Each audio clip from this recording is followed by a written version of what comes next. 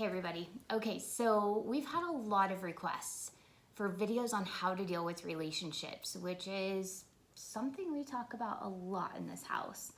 So this is my husband, Kevin. He is a marriage and family professional counselor. Do you want to tell them a little bit about like what kind of counseling you do and what your specialties are? Yeah, I would say my specific specialties have been in EFT, emotionally focused therapy. So if any of you are familiar with that, that's one of the, I would say, most effective approaches to couples therapy today. My official title is LPC, Licensed Professional Counselor. I usually just will tell people I, specialize working with couples and families and individuals. But yeah, so I work a lot with relationships and couples. I do family therapy. I work with individuals. Obviously, there's a lot of depression and anxiety that people want to address and deal with. I work a lot with addictions as well. So yeah, and then trauma, I would say, is another area that is kind of near and dear to my heart, partly because of my Air Force service and just because trauma is actually far more common than we often, I think, realize. So anyways, those are, and No, absolutely. Like, he deals with a lot of the things that you guys have been asking questions about, and religious trauma. religious trauma, So. for sure. And since leaving the church, so my very first video was a year and a half ago. That was a year and a half after we both left the church. I decided to become a coach in December. So I got all of the training I needed to be a life coach. And I've been life coaching entrepreneurs. But recently, because of my love for the work I've been doing with Emancipated Molly, opened up more of my services to religious trauma, like helping people through religious trauma. My specialty is emotions as well and limiting beliefs. So we thought we would take our combined experience and our combined experience with clients and education and bring some of these videos to you guys. So today, the thing we got the most requests for was, how do I deal with a spouse that I love that has different beliefs than I do? And then we heard variations of this too, like how do I navigate a relationship with parents? How do I navigate a relationship with children? A lot of it is very similar. Wouldn't you agree? Yeah. Yeah. Relationships are relationships. Right. Yeah. And so we're going to be going, that is a huge topic. There's a lot of different little moving parts. We don't want to make this video 3 hours long. So today we're just going to be tackling one little part of it, and we will continue to do videos together to kind of tackle the whole topic over time. Yeah. I'm grabbing him right before he goes to work, so we're just going to kind of talk about this. Yep. Over our dining room table. And before we get into the nitty gritty of all that, I think I want to say one thing regarding kind of what we're bringing, to the table here. Is there a level of expertise that we have, individually and between the two of us? Yes. However, and I always emphasize this to my clients as well, you are the expert of your own life, okay? And especially coming from a religious background, which I'm assuming if you're watching this video, many, if not all of you have. If you're coming from a religious background, there is a tradition of giving up your authority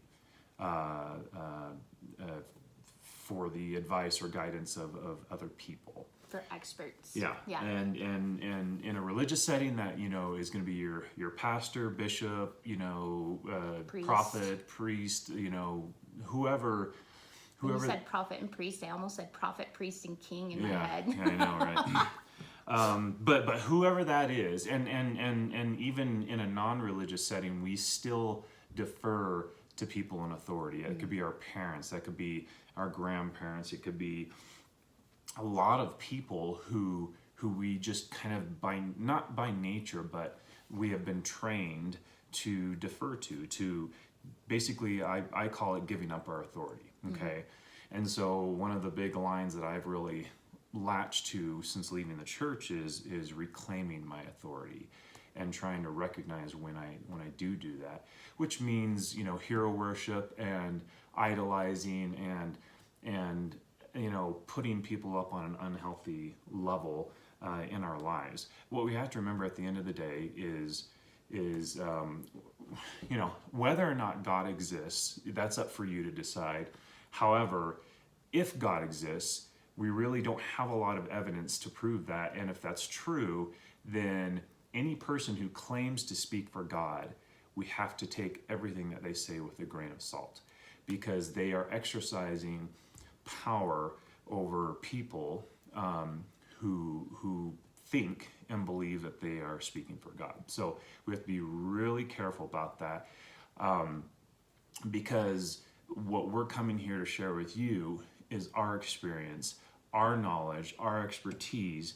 Yes, we have more knowledge and expertise than maybe just your general person, partly because of our training and our experience and our education, all that stuff.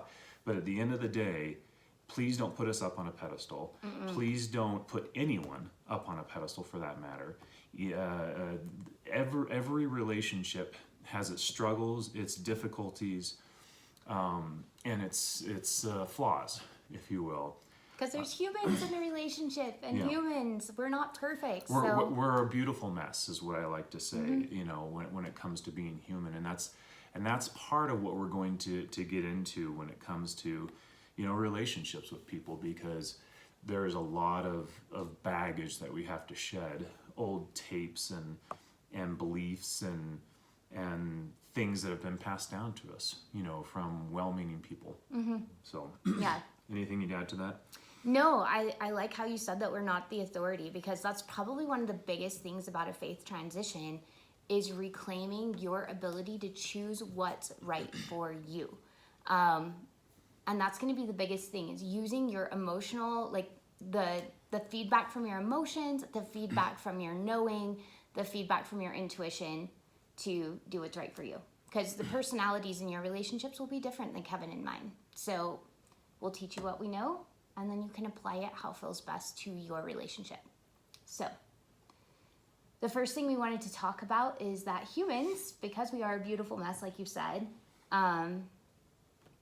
there's going to be conflict. If we want to be close to each other, if we want to have an intimate relationship, occasionally there will be conflict, because we are not exact clones of one another. So, I mean, there are times that you think differently than I do about something, and that's part of us getting, like, being close to each other, is trusting one another to be able to talk about how we really feel. Right. And feel safe expressing ourselves. Now, at the end of the day, ultimately, I'm right and she's wrong. So, just to clarify, I'm the man of the house. All right. In case it's not clear, I'm a sarcastic guy. It's kind of hard to show here because we're doing a video, but. And I'm nervous as hell. Are you nervous? Yeah, a little bit, obviously. My armpits are sweating. Okay. TMI. But no, so yeah, so I you will hear me jest and joke a lot just because that's part of who I am. But yeah, no, obviously on the topic of conflict, and this is I would say one of the biggest myths that we have to demystify. And I do this with all of my clients, which is, again, this idea that conflict is not bad. Okay. Most of us with a religious upbringing, ours being, the Mormon cult, in 3 Nephi 11 verse 29, it says contention is of the devil. And we hear various messages like that throughout our time in Mormonism. And I would say this is probably true of most religions, and even just not religion at all. Most people don't like conflict. Most people are conflict averse. Most people shy away from it, or push back against it, or do whatever they can to avoid it. And so it's not uncommon for me to meet with a couple and then have them come in, the next week and say, "Well, we had a good week," and I know what that means. That usually means we didn't argue, okay? And and understandably, that's a way for people to try and gauge how well they're doing as a couple. You know, are we fighting a lot? Are we not? We just celebrated our 20th anniversary. I would say the amount of conflict, the times that we argue and fight, are very, very few. However, that's not because we're avoiding the conflict. We've done a lot of hard work over the years to get to this point where, you know, we've worked through a lot of stuff. And so, therefore, there's really not a lot of conflict. It doesn't build up. Like, You're we right. talk about it right when it's happening. Like, even last night. Last night we had a sort little bit of an argument. a misunderstanding Yeah. where he was saying one thing and I was saying another, and because we talked about it right in the moment, we didn't take away the stories that we sometimes build in our head about what the other person means. Because when you don't talk about things, our brains don't like untied ends. They don't like unfinished stories. And when we don't talk about things, we create whole stories in our head about what the other person intended, what the other person means, how they feel about us, and it creates greater conflict. So being able to talk about those things allows us, I think, to diffuse a lot of conflict that could happen. Yeah. Because we still have conflict, we just don't have knockdown, drag out fights anymore because we're talking about the conflict Right. as it happens. And there's a lot of specifics that happen in conflict. We're going to talk about that in future videos, but for now, I would say that's one of the big points I want to get across here is conflict is normal. In fact, I would not even say it's normal. I would say that it is a healthy byproduct of people who care about each other. Mm-hmm. Now, again, that's going to blow some people's brains because it's like, wait, that doesn't even make sense. You know, like we've often had this false, unrealistic belief that if we're happily married, we don't argue.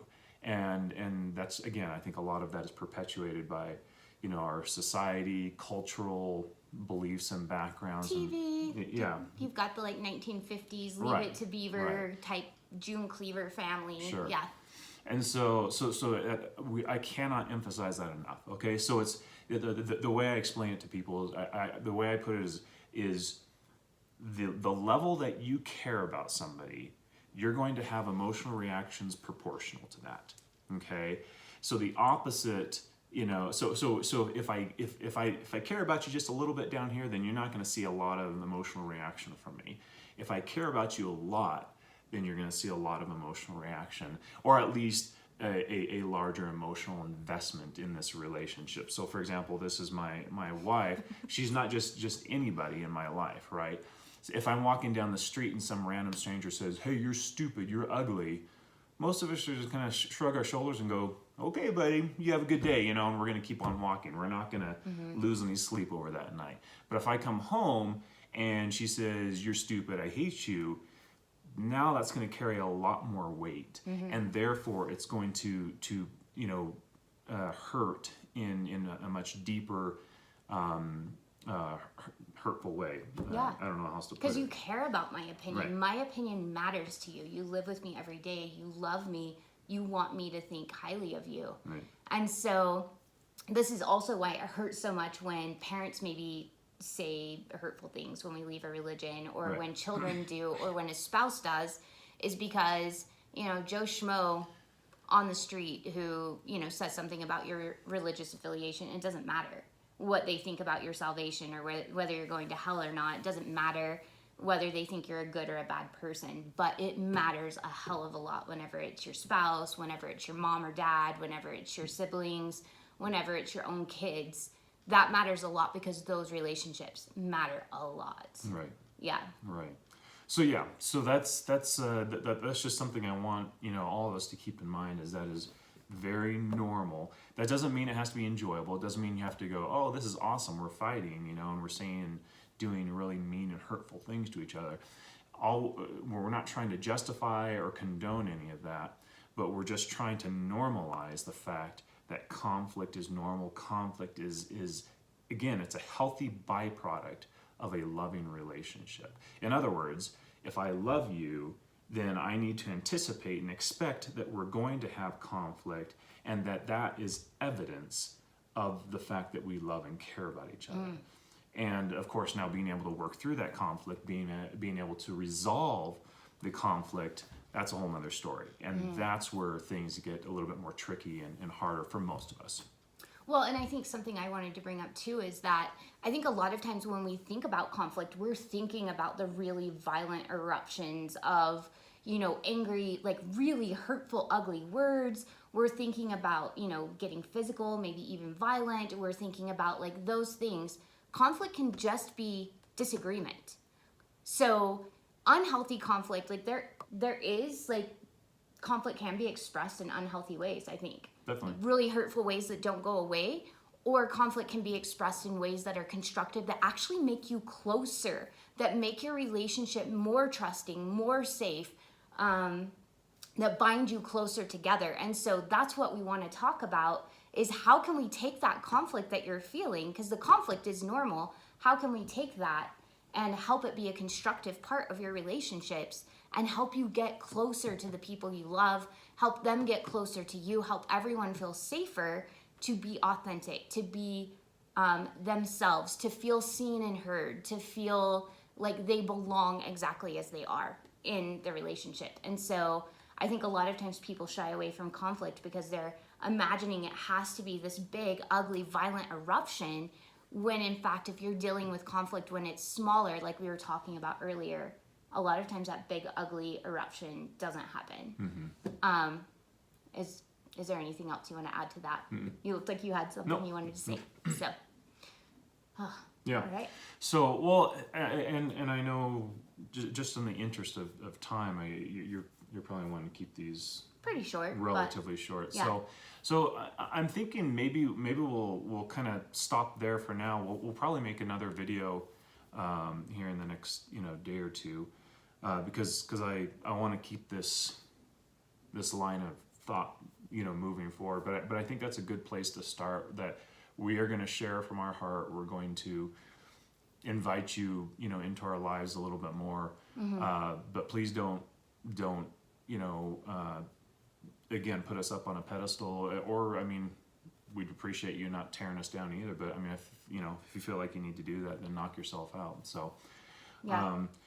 I guess this is the risk anyone takes of putting themselves out there, because you're going to have people who are going to rip you to shreds, and then other people who are going to just think the world of you. And I guess you have to learn to not let either of those get to your head, Both of those are a trap, because Right. people who think that you hang the moon and stars, eventually you will mess up and you will do something that takes them off. You'll let them down. So. Yeah.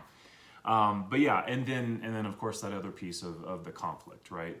Of reminding people that conflict is again, it's a natural byproduct of a loving, caring relationship. And so so kind of like you were tying it into church, and religious matters. There's going to be a lot of emotions to process and to work through when somebody leaves the religion of their upbringing and their family, and that's tough, right? That's a tough place to go On both sides. on both sides, right? Yeah. And some people try to make it work and they try to stay, and others feel like they need to take that step to leave and move on with life, and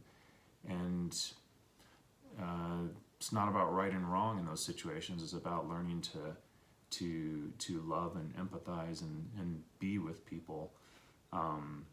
But that will kind of, I think, lead into our next video, which is going to be more about this binary, black and white, dualistic, right or wrong, good, evil thinking. That fuels so much of our conflict. Right. And that's going to be one of those core pieces that we'll probably spend most of the next video on that topic alone, just because it is such a core central element to a lot of conflict. And that is part of why most people don't feel like they can ever resolve the conflict and get to a healthy place, because it's coming from this again, this black and white mindset of right and wrong, and you know, and that's why it becomes kind of this, you know, ping pong match, back and forth about who's right, who's wrong, and so forth. And so, yeah, I think that's probably what we'll address next time.